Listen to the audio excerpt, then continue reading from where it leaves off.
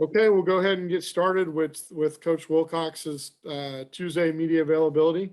Go ahead and start with Jeff Ferrato from Cal Sports Report. Hey, good morning, Justin. How you doing? Well, thanks. So tell us what you saw in the postmortem when you watched tape of Sunday. Did it look any different, or did you see some things in there that maybe you weren't clear about on Sunday? A lot of what we thought during the game was confirmed on the video. I think the big things that stood out, tackling on defense. We had just a significant number of missed tackles that resulted in, I think we're about 150 yards after contact. And a lot of those plays, you got to give them credit. They got some really skilled athletes, and sometimes that makes them tougher to tackle, but we had opportunities to create some negative plays and put them in some longer down and distances, which would have really helped throughout that game, even if we don't, make every single one, but we make more than we did. And I think we expected to tackle better. We didn't. And that made it really hard to get off the field on defense. We had a couple other things show up, a couple busts here and there, but the tackling was the overriding theme defensively. Offensively, it was just the rhythm.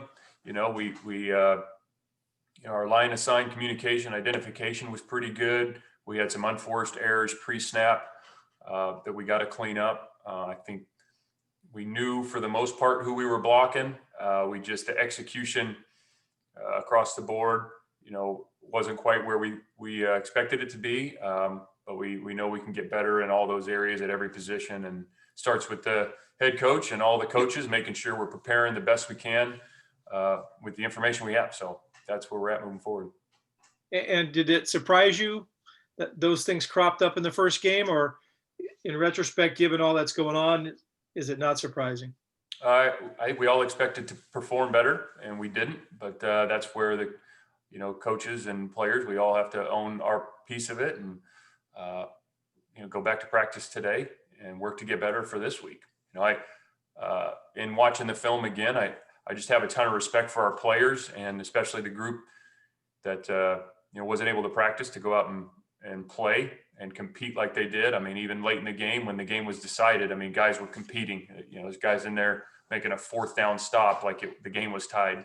So the spirit and the competitiveness was admirable. We just have to execute much better in order to win. If I could ask you a different topic, yesterday a lot of counties, including Alameda County, were moved up to purple tier again with the COVID virus. Are you concerned this is going to have any impact on your ability to practice, to play a home game, to travel, anything? That would be, relayed to us through our administration and our doctors who are communicate with public health. I think we all understand that it's a daily, if not hourly, ultimately a fluid situation where things can change just so rapidly. We've learned that here in the past month or two as it relates to football. So we're preparing for Oregon State right now, and we've got staff meetings going on. We got players coming in this afternoon, and we're going to continue preparing for Oregon State until somebody tells us otherwise. But I don't know any other way to do it. But we all realize that we got to keep our knees bent, and things could possibly change. As of this hour, everything's good for the Oregon State game. Correct. Thank you. Okay, we'll move to Trace Travers from Rivals. Yeah, good morning, Coach. One thing I wanted to ask about was if you saw anything specific with the wide receivers and with Chase that they kind of weren't on the same page all afternoon, and it didn't look like you guys got much in the way of downfield passing. Yeah, again, I think we all, coaches and players, have to own the result of the game. And, the receivers and quarterbacks and O-line and running backs and tight ends on offense, everybody can do something better. And so, whether it was a timing issue or, a protection or a release, there's just so many things that go into that. And I think we expected to play better. We unfortunately didn't quite get that done. So it'll give us a lot to work on this week. I thought the video was really good. We got to review that with them yesterday. A lot of learning going on. So we'll continue to push forward. And I know the guys will be excited to be back out on the field to improve today. And with on the other side of the ball, you guys didn't have a couple of nose guards in Aaron and Stanley. Is there any update on those guys? Yeah, so Aaron unfortunately won't be able to play this season. He's got a lower body injury that's going to keep him out, and we're hopeful that that Stanley can come back and join us real soon, and that'll be determined by the sports med staff. So. Gotcha. And with that, you guys are, I guess, starting Oregon State prep in the next day or so. What have you seen from them? What are your early impressions? Yeah, we started yesterday, and yeah, they're a really well-coached team.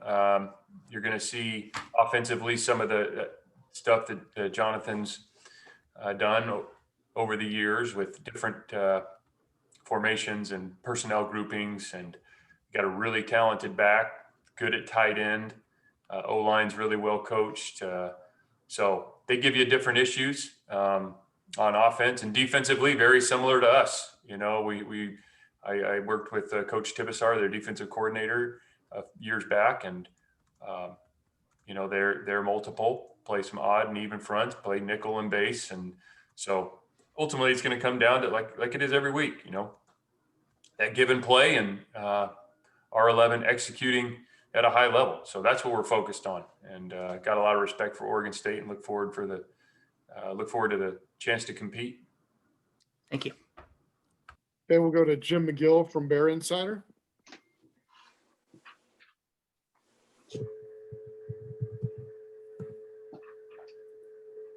Sorry, I had to unmute there.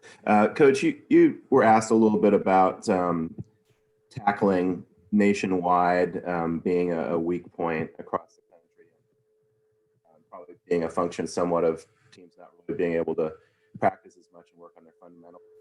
I can't hear you, Jim. At all? I can now. It's just off and on. Could you repeat the question? Sorry about that. So you were asked during the lead up to the opening game about the missed tackling across the nation being an issue, and you mentioned yards after contact being an issue against UCLA.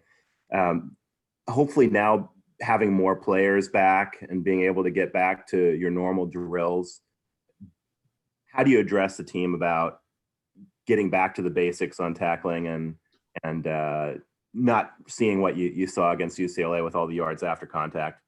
Well, we really try to get back to basics every day. We made determinations in fall camp. You got to thread the needle, especially in a year like this where you have a kind of a limited lead up time, and you're trying to get your guys prepared to play mentally, and also the conditioning standpoint. They were just in a different place a month ago than they would be in a traditional year because of the unique lead up to camp. So we didn't go live as much as we traditionally would for a few reasons. You know, we understand that there's risk in that, but there's, you know, we got to make decisions on preparation, and you have to kind of give one for the other sometimes. And we expected to tackle a bit better, and we're going to continue to work on it. There's nothing, you know, you can tackle bags and you can hit sleds and you can do thud tempo, but there's nothing like going live. And would we all love to go live every day of fall camp? Absolutely, because you'd perform better in tackling, but then you're going to be at risk of losing people. So there's always that fine line, and especially with you know, having 75 and not 110, there's just you know, determinations that we have to make. And so first thing I did as we got on the plane coming home and looked back at those practice schedules, think, is there something we could do differently? So that's what we're always doing. We didn't quite, again, we expected to perform and tackle better on defense going into the game, but you never know until you're out there doing it. And as I mentioned before, you know, sometimes the tackling also has to do with the other team. And when they have skilled guys and quick guys, you know, it makes it tougher to tackle. I think all of us on the Cal defense think we should have been better, and coaches and players included. So we're going to continue to work at it. Also, you addressed a couple of the guys that were out with injuries. Didn't see any participation charts on the game. I'm sure it's out there, but I can't remember seeing Hunter, and I think maybe one or two other guys that might have been out there normally. Anybody else that you can talk about in terms of short-term or long-term injuries? Well, we just talked about Aaron. Jeremiah Hunter won't be able to play this season. That's who you asked about? He's one of the names that I didn't see that I was asking about. Yeah. Jeremiah is not going to be able to be with us this season either. So look forward to him coming back as soon as possible. But yeah, unfortunately, he's got an upper body injury that's going to keep him out. And last question, Chase made a really big leap from his redshirt freshman year to last year. How much of it was related to being a student of the game and studying the opponent and knowing what he was looking at versus just the natural progression and being able to read a defense? I mean, obviously you guys had limited time to study UCLA. Could that have played much into his drop off in performance from what we saw last year? Again, I think Chase and everybody on offense, everybody on defense, everybody on special teams could have been better in that game. Really, no unit played well enough to win, and we all own that. So Chase will learn from that, and you know, I think there's plays in there that he would expect to make, and we would expect him to make, and I think he'll make those going forward. Thanks. Okay, we'll go back to Trace Travers from Rivals. Yeah, I want to carry on with I think 11 or 12 true freshmen played for you guys, and you said before the season started everybody's going to have a role. How much do you feel like you were able to get those guys into their roles early? Well, it was good to see a lot of them out there, getting some valuable reps that they'll all learn from. I would expect to see more and more as we continue to move into the season. And as we mentioned before, there's no substitute for game experience. And so each time they go out there and every play they play, they're going to get better. And I would expect that those guys will continue to garner more reps and also possibly some other guys that we didn't see quite as much. So how was it I know you talked with Tommy Christakos about him potentially, kicking off, making a tackle, that whole process. How was the process of getting him integrated into that kickoff role? Good. He actually hadn't been able to kick a whole lot here recently. And then about a week ago, he was able to ramp it back up. And he went out and first play, he was the guy kicking off, and he made a really nice kick. I think the more reps he gets kind of in practice and get back into the groove of things, kicking, he'll be better and better. And I also think he's got a bright future as a receiver. So a pretty unique situation, but I'm glad that Tommy's with us and continue to work with him and getting better in both those positions. Awesome. Thank you. So go back to Jeff Verotto. Yeah, Justin, there was such a long, strange start, stop to the preseason, and things canceled and delayed. But there was also a big buildup and a lot of expectation from the outside, but also I'm sure among your players for what the season was going to be. Are you concerned about them at all emotionally after such a tough loss? What was your read of them in that regard, and did you address it in any way? Yeah, disappointed that we didn't perform better. I don't think anybody's discouraged. They are a competitive bunch.